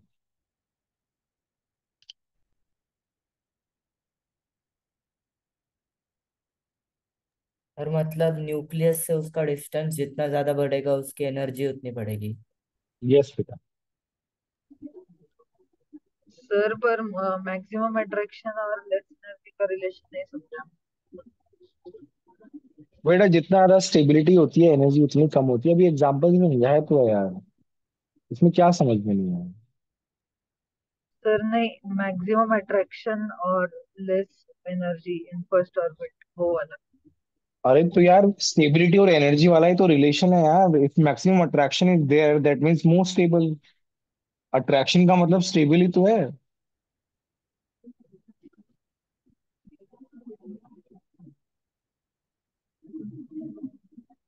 पहले बताओ ये समझ में आया कि नहीं आया? मैक्सिमम अट्रैक्शन मतलब मैक्सिमम स्टेबल। सर नहीं। यार ये लॉजिकल है यार शिराज, इसमें मैं आपको टेक्निकल क्या बताऊं इसमें। आपको सबसे ज्यादा जो चीज पसंद है आप उसी के पास जाओगे ना यार। ये लॉजिकल है, मतलब इसमें ऐसा कोई टेक्निकल रीजन नहीं है यहाँ पे। जहां सबसे ज्यादा अट्रैक्शन है you will go there, you will become more stable. मतलब आपको जो जगह पसंद है आप वहां जाओगे तो वहां स्टेबिलिटी तो फील करोगे आप वहां हाँ जाके थोड़ी ना चले जाओगे वापस। वहां रहना चाहोगे ना आप। हाँ। नहीं, मुझे लगा कि मैक्सिमम अट्रैक्शन होगा तो वो लाइक उसके न्यूक्लियस के अंदर फॉल हो जाएगा, ये कंफ्यूजन हो गया। नहीं नहीं। ठीक है। सर इलेक्ट्रॉन स्टेबल है इसका मतलब क्या है कि वो अ, अट्रैक्शन बेटा अट्रैक्शन। अरे यार लिखा तो अट्रैक्शन यार यहाँ पे। स्टेबल का मतलब अट्रैक्शन हुआ बेटा।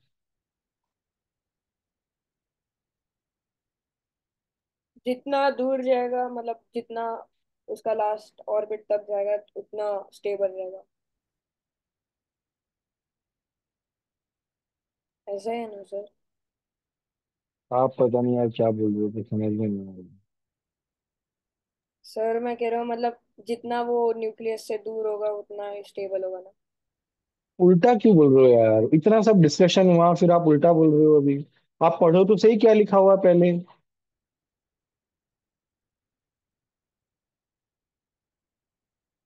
आप पढ़ो पहले है ना, पहले लिखो उसके बाद डाउट पूछो। अभी पिछले 15 मिनट से मैं एक ही चीज डिस्कस कर रहा हूँ, और जो कि बहुत ही ज्यादा सिंपल है। चलो कोई बात नहीं। आप वही चीज उल्टा बोल रहे हो, जो वर्ड लिखे हुए वहां पे वो तो पढ़ो एटलीस्ट।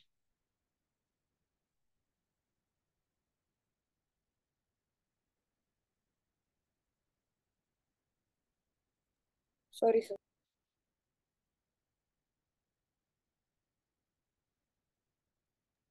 सर वो स्टेबिलिटी के बाद क्या लिखा है?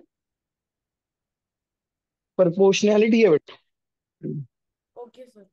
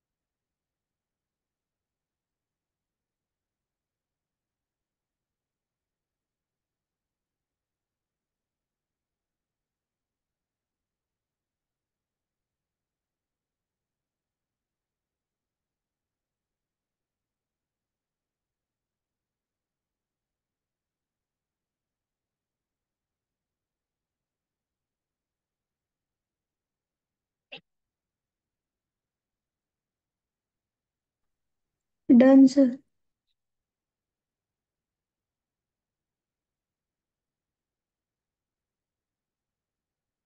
लिख लिया बच्चों? Yes sir.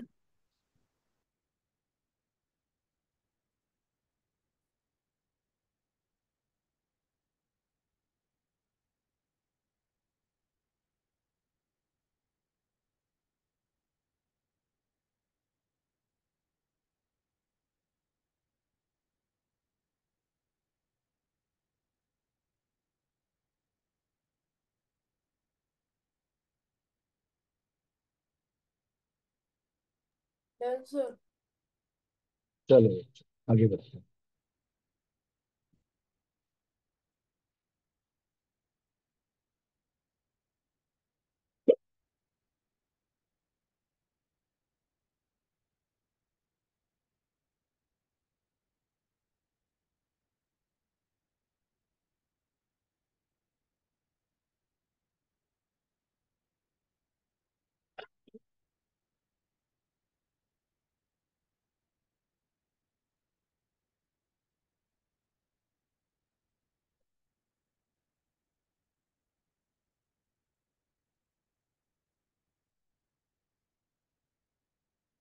Electrons rotate around the nucleus in a circular orbits.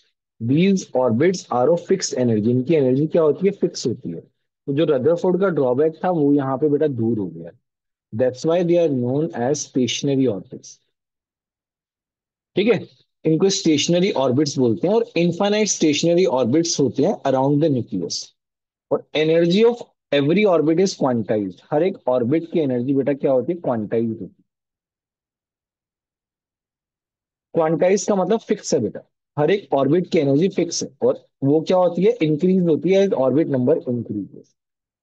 समझ में आया कि नहीं? मतलब हाँ sir. Yes right it down बच्चा। फिर अपन और पोस्टलेट्स लिखते हैं। अभी तो जस्ट स्टार्ट ही है। और वो ऊपर फर्स्ट शब्द क्या लिखा है? कौन सा बेटा? वो सबसे पहला शब्द। इलेक्ट्रॉन्स। नहीं, ऊपर एकदम ऊपर हेडिंग। पोस्टलेट्स। सर फोर्थ स्टेटमेंट भी लिखना है। यस बेटा।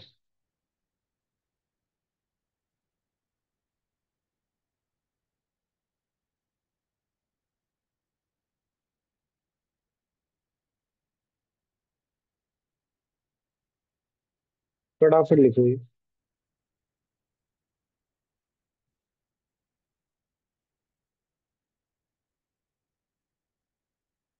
सर एक बार सेकंड पॉइंट समझा सकते हैं? मतलब इनफाइनाइट स्टेशनरी ऑर्बिट्स अवेलेबल होते हैं बेटा न्यूक्लियस के अंदर।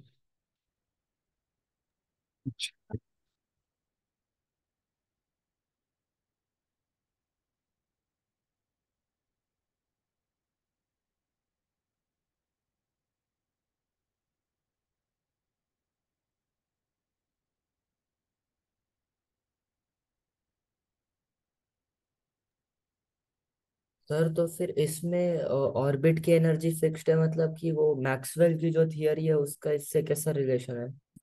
भाई मैक्सवेल की थ्योरी के अकॉर्डिंग रदरफोर्ड का मॉडल डिस्प्रूव हो गया था। एनर्जी कम होने की वजह से वो क्या हो जाता है? न्यूक्लियस के अंदर आ जाता है। बट बोर ने क्या बोला? नहीं, एनर्जी तो फिक्स होती है हर एक ऑर्बिट की। हर एक ऑर्बिट की अपनी एक एनर्जी होती है और वो फिक्स होती है। वो किसी भी हालत में क्या होती है? कम नहीं होती है। मतलब ये कॉन्ट्राडिक्ट करता है क्या मैक्सवेल की थियरी को? कॉन्ट्राडिक्ट नहीं करता, उसने प्रूव किया था ये चीज। मतलब वो उसका प्रूफ हम 11th क्लास में पढ़ेंगे। अपन तो we are just studying postulates. But इन पॉस्टुलेट्स के प्रूफ है बेटा। Okay sir.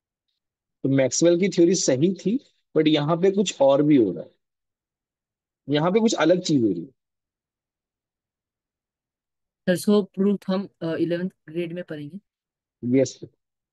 या फिर शायद आप एडवांस में भी पढ़ सकते हो। मुझे इतना आइडिया नहीं है कि एडवांस में है या नहीं है। बट आप आगे पढ़ोगे इसका proof। Excuse me sir. हाँ बेटा बोलिए। सर वो सेकंड पॉइंट में देर आर इन्फिनिट स्टेशनरी क्या? हाँ हाँ, infinite stationary. Okay sir.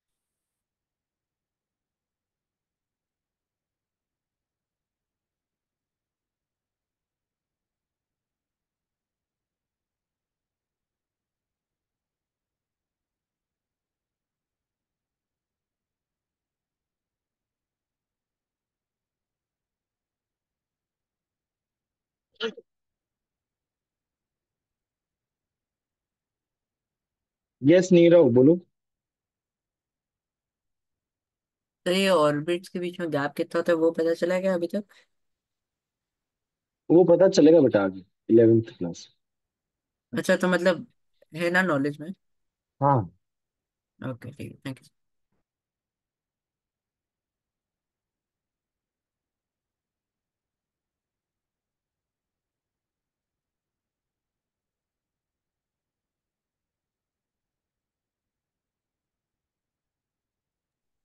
Done sir.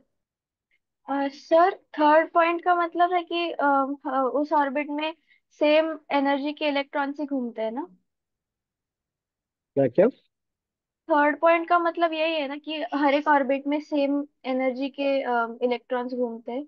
Yes बेटा, यस। Okay sir. चलो हो गया बच्चों, आगे बढ़े। सर एक सेकेंड।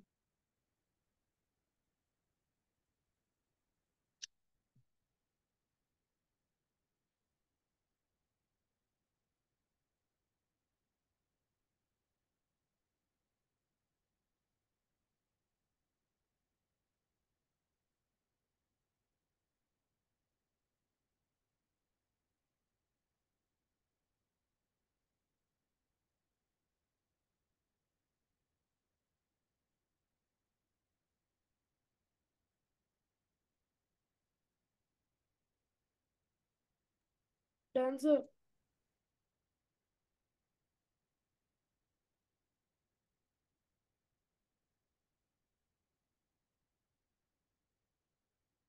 अब एक पॉइंट और मैं डालूं, वो ये बहुत ही इंपॉर्टेंट पॉइंट है। ज्यादा कुछ है नहीं इसमें, मतलब इसमें बस आपको एक पॉस्टुलेट की तरह समझना है। उसने बोला कि इलेक्ट्रॉन उसी ऑर्बिट में रिवॉल्व करता है जिसमें उसका एंगुलर मोमेंटम। अभी क्या ना, इलेक्ट्रॉन जो है वो सर्कुलर उसमें घूम रहा है। एंगुलर मोमेंटम जो होता है वो होता है mv।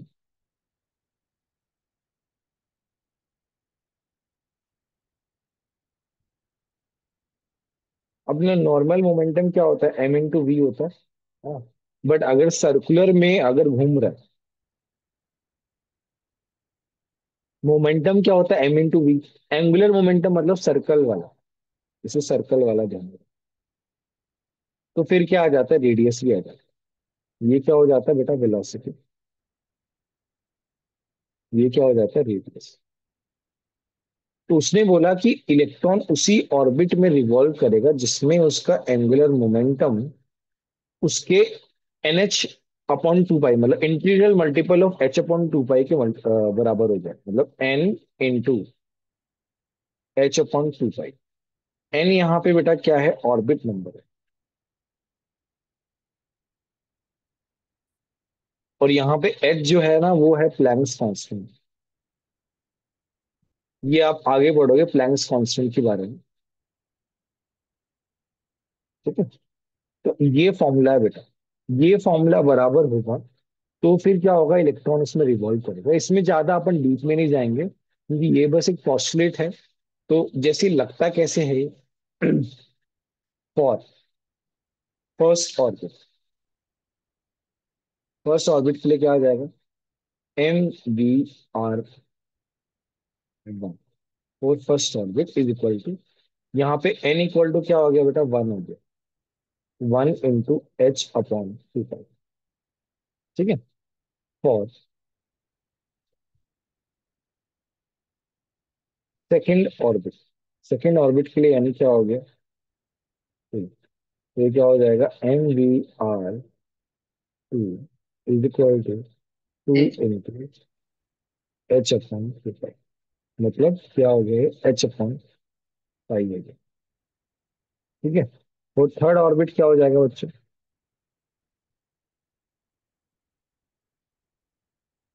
थ्री एच थ्री पर। इंटू एच अपॉन टू पाई। बस आपको इतना पता होना चाहिए, ये बस सीख जाओ। उसके अलावा इसमें और कुछ इंपॉर्टेंट नहीं है। सर ये एच की कोई वैल्यू नहीं है क्या? है बेटा वैल्यू, बट उसका अभी कोई काम नहीं है बेटा। अपने को बस अभी कांस्टेंट मानना है। ये सर। सर विवान बेटा बोलो। सर इसमें मेरे को एंगुलर मोमेंटम में एम का एम क्या होता है? एम क्या हो सकता है, नहीं, एम क्या है एम वी आर में? मास। मास होता है। Mass of the electron. ठीक है, और मास सर ऑफ द इलेक्ट्रॉन। इसमें कुछ मतलब समझने वाला तो हम 11th और 12th में ही सीखेंगे। मतलब इस ये बेटा पॉस्टुलेट याद करने वाला पॉस्टुलेट है, इसमें ज्यादा कुछ इससे चक्कर में पड़ो मत। सर और बेसिकली एंगुलर मोमेंटम क्या होता है वो समझाएं? एंगुलर मोमेंटम, मोमेंटम पता है आपको, हाँ सर। मोमेंटम क्या होता है? मास ये लीनियर मोमेंटम एक होता है सर। देखो बेटा, आप क्या कर रहे हो, आप भाग रहे हो, ठीक है।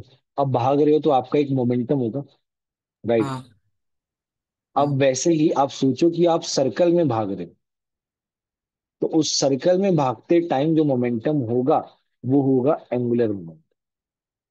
अच्छा ओके। ठीक है बेटा। सर तो फिर बेसिकली एम वी होता है बट इसमें होता है। वो लीनियर मोमेंटम है, m into v। हाँ सर बट वो इसमें होता है ना सर्कुलर उसमें। हाँ, ये सर्कुलर वाला है। Okay sir.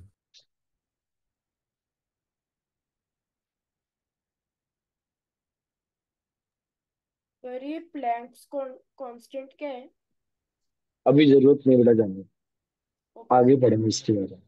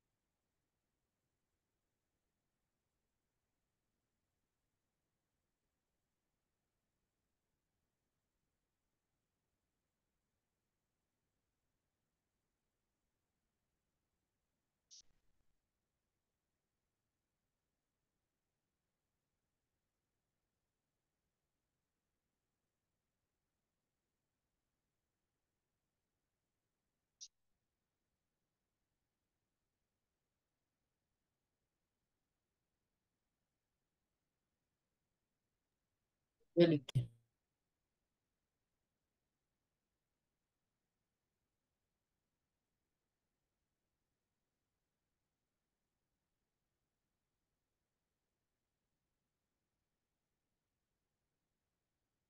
One sir.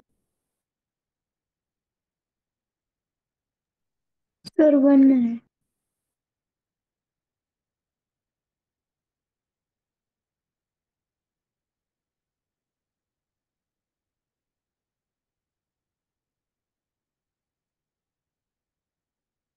Done sir. Done sir. चलो आगे बढ़ते हैं बच्चों।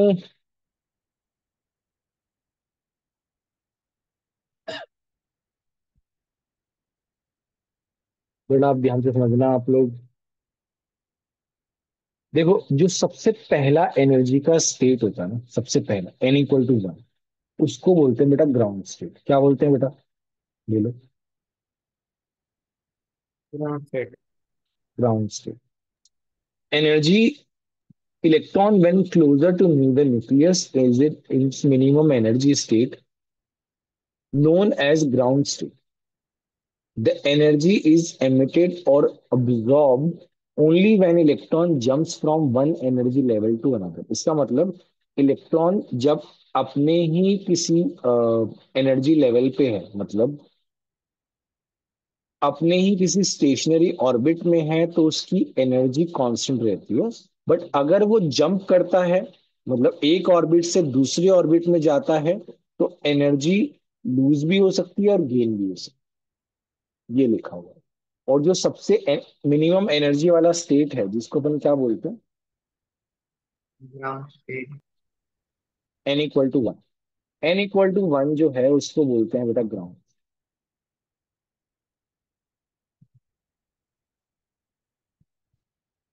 ठीक है।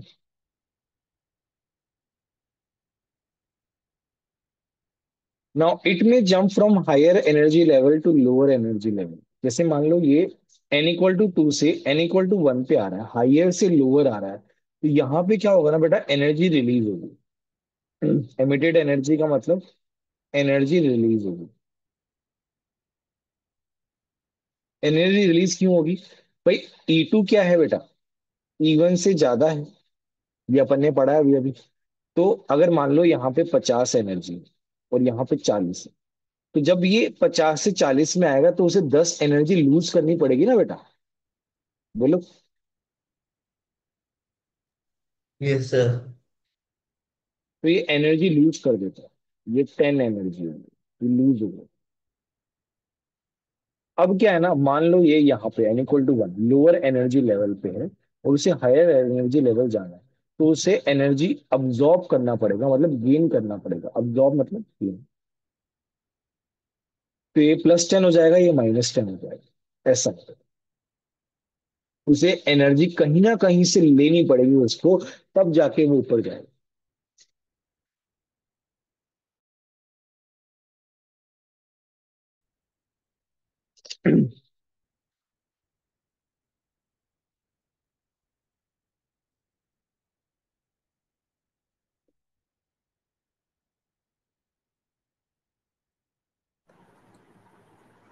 सर लास्ट पार्ट फिर से एक्सप्लेन कर सकते हो? देखो इसमें बस इतना है बेटा, अगर आप लोअर एनर्जी लेवल से लोअर स्टेट से हायर स्टेट जा रहे हो तो आपको एनर्जी गेन करनी पड़ेगी। अगर आप हायर से लोअर आ रहे हो तो एनर्जी लॉस करनी पड़ेगी। Simple words. Thank you sir.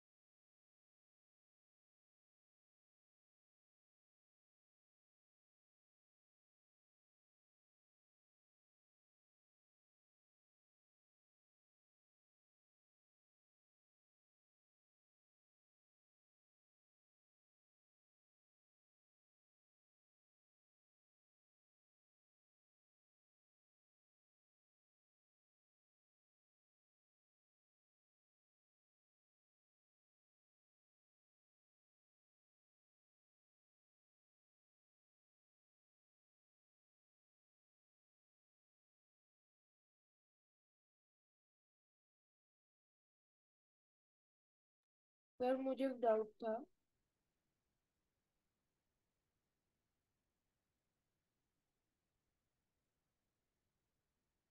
Hello.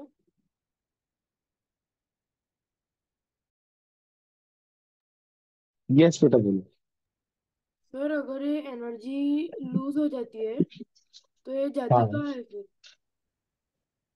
वो बेटा सराउंडिंग के पास जाती है। मतलब। मतलब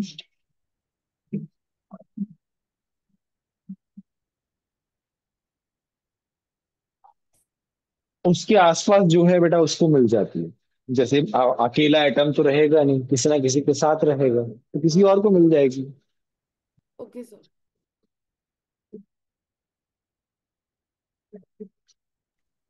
सर इधर हम एनर्जी लेवल को एनर्जी शेल भी रेफर कर सकते हैं। यस बेटा, एनर्जी लेवल का मतलब आपका ऑर्बिट। तो के एल एम में कौन सी ज्यादा वाली रहती है, हायर? जिसका नंबर ज्यादा है, आप देखो ना यार बेटा। ओके।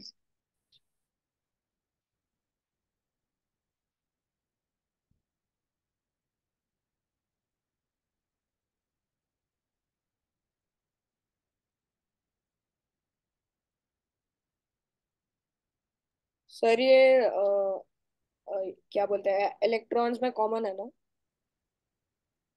क्या क्या?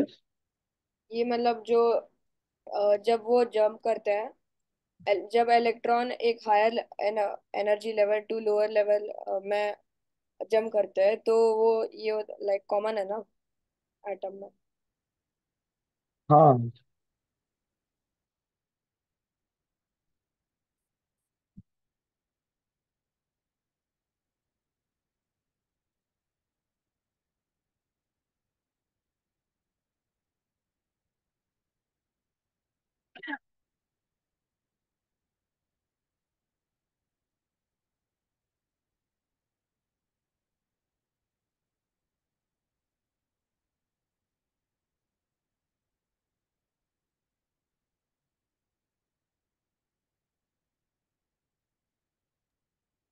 सर एल और एम की वैल्यू 880 है, तो दोनों की भी एनर्जी सेम ही होगी ना? इसके अंदर के एल और एम में एल की वैल्यू भी 8 है, एम की भी वैल्यू 8 है।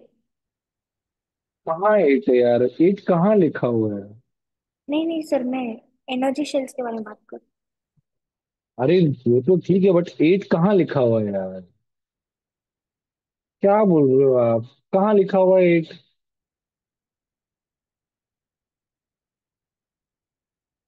कहाँ लिखा हुआ, बताओ मुझे, एट कहाँ लिखा हुआ है? नहीं सर, सुना है ऐसा होता है कहाँ सुना? स्कूल में। बेटा आपने गलत सुना है। यहाँ लिखा हुआ वो पूछो यार आप।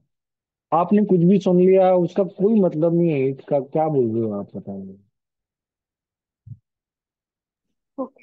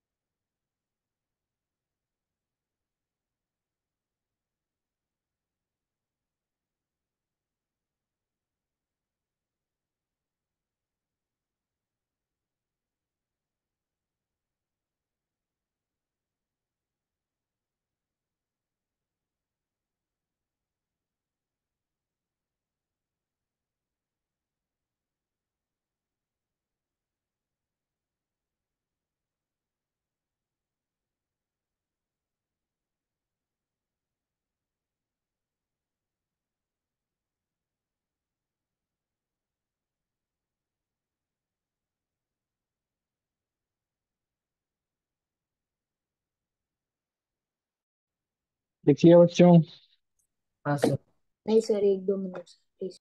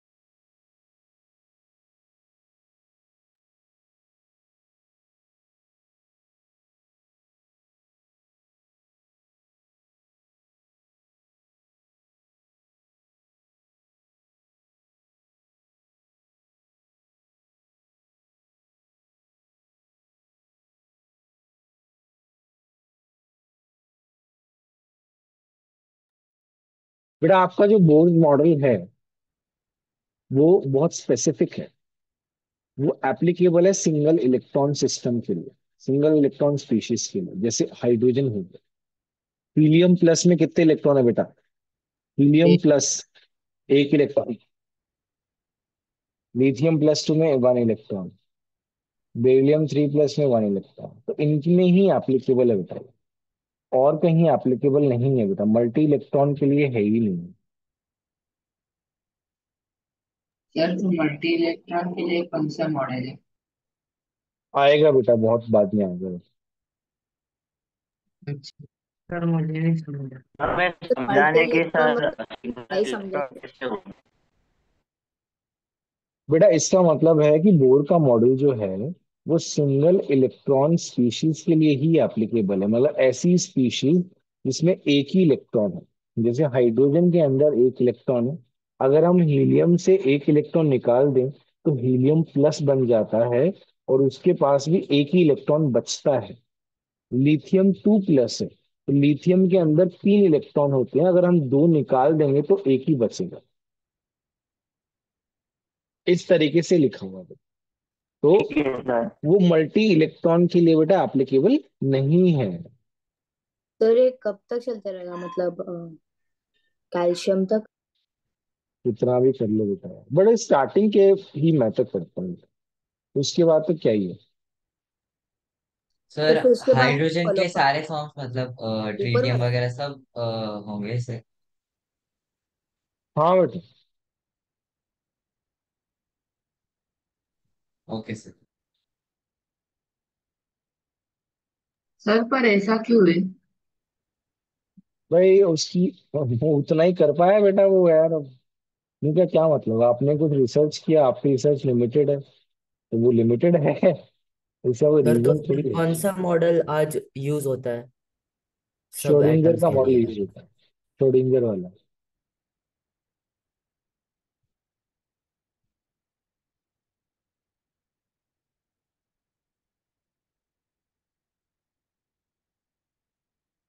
ये वाला क्वेश्चन करो बच्चे। Sir B. तो मल्टी करेक्ट है। यस। नहीं नहीं, सिंगल करेक्ट है। डी। डी। डी।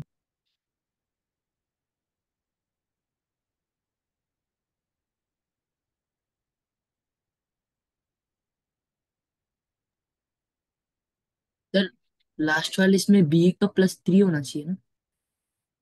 अरे जो सही है वो अप्लाई करो ना यार, होना चाहिए का क्या मतलब है। अच्छा ओके सर। क्वेश्चन है ना ये, थ्योरी थोड़ी है। हाँ सर।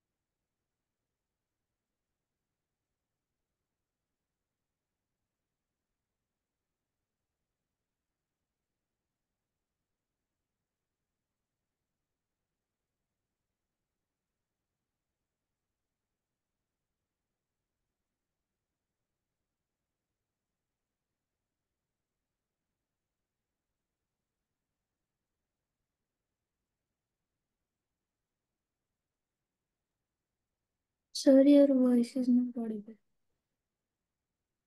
बेटा मैं कुछ बोल ही नहीं रहा हूँ, तो ऑडिबल कैसे होंगे। Oh, sorry, sir. चलो देखो, हीलियम प्लस में एप्लीकेबल होगा, अभी भी बताया, लिथियम 2 प्लस में, ट्रिटियम में एक इलेक्ट्रॉन होता है, तो 1 2 3 बेरिलियम +2 में 2 इलेक्ट्रॉन नहीं एप्लीकेबल होगा, 1 2 3 डी ऑप्शन। ठीक है, चलो ये वाला करो। सर इसका आंसर चैट में डालो। हाँ बेटा, बहुत इजी क्वेश्चन दिया है यार, तुरंत कर लोगे आप, आप लोग तो इंटेलिजेंट हो। और और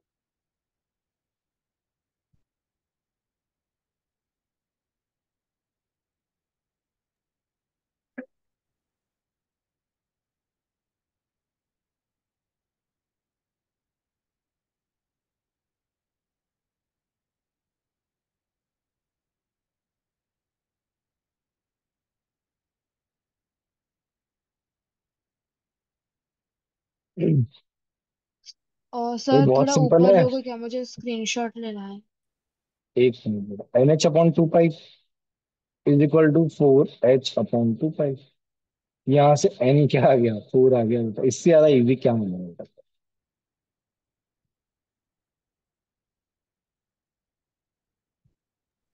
थैंक यू सर, हो गया।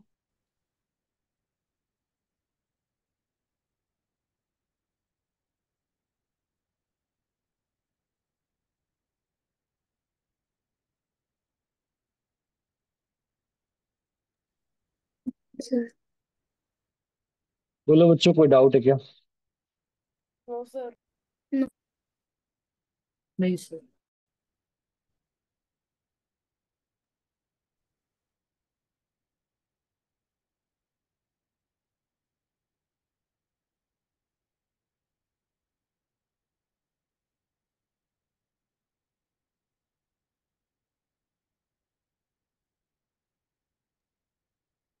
सर कॉन्सेप्ट वाइज खत्म हो गया क्या आज का लेक्चर? यस सर, अपना लेक्चर खत्म हो गया बेटा। So then can we पूरा leave? का पूरा थियोरेटिकल था, कुछ ज्यादा इसमें है नहीं। तो थ्योरी अच्छे से पढ़ना, नेक्स्ट लेक्चर कंटिन्यूएशन में रहेगा। लेक्चर 15 अपन पढ़ेंगे बेटा, ठीक है? Yes sir.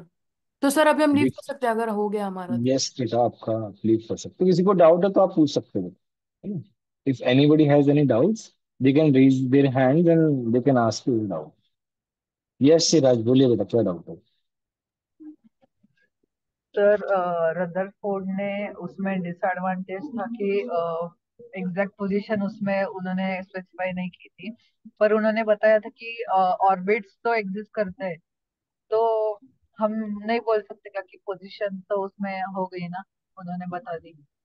अरे लाइक ऑर्बिट्स मान लो तुम, तुम्हारी पोजीशन में कोई भी बता दो, बट उसका नंबर थोड़ी पता था कि एग्जैक्ट कितनी दूरी पे है, 5 मीटर पे है, 10 मीटर पे है, 15 मीटर अच्छा। पे है, ये थोड़ी पता था।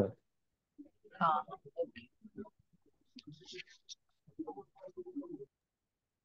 सर। हाँ बोलो। हाँ सर, मुझे ये नहीं समझ आया कि रुदरफोर्ड को पता कैसे चला कि जो वो अल्फा पार्टिकल 90 से 180 डिग्री में डिफ्लेक्ट होता है, वो उसे दिखा कैसे? क्योंकि उसका स्क्रीन तो गोल्ड नहीं नहीं, फॉइल के। स्क्रीन पूरा कवर्ड है बेटा, स्क्रीन जो है सर्कुलर स्क्रीन पूरा कवर्ड है। ओ अच्छा। पर हमने वो डायग्राम में वैसा क्यों नहीं बनाया? अरे यार बेटा, ये कहना है यार, डायग्राम परफेक्ट थोड़ी बनते हैं कभी। Okay sir. बोलो सानवी।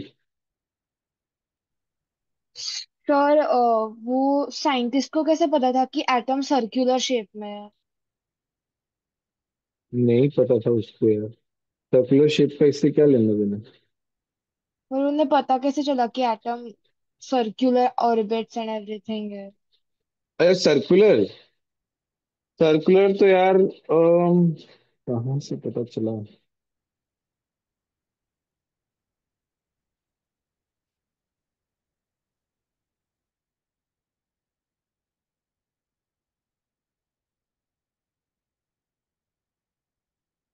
सर्कुलर तो यार वो मैथमेटिक्स से आया होगा, मतलब फॉर्मूलाज वगैरह जो है ना सर्कल की आए होंगे, वहां से आया होगा। अरे फिजिकल कोई एक्सप्लेनेशन नहीं है उसका, मतलब ऐसा कॉन्सेप्चुअल कोई एप्लीकेशन उस वो नहीं है, मैथमेटिकली कुछ होगा। ओके। बोलो आविष्कार। सर एक एटम के 3 शेल्स रहते हैं, के, एल और एम, राइट? तो नहीं बेटा, कैसे? इनफाइनाइट शेल्स होते हैं बेटा, यार मैंने 3 ही बनाए हैं। Okay sir, okay. और आपने अभी जो थियोरेटिकल है उसके क्वेश्चंस लाइक जैसे आपने क्लास में करा और वैसे बुकलेट में वैसे आएंगे ना? हाँ हाँ बेटा, बुकलेट सॉल्व करोगे ना बेटा, तो आपको पता चल जाएगा। ओके आपके डाउट सेशन लग रहे हैं कि नहीं लग रहे?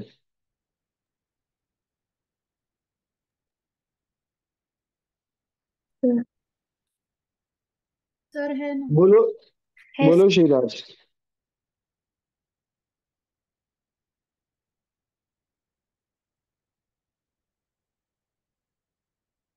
और कोई डाउट है बच्चों? Are we done?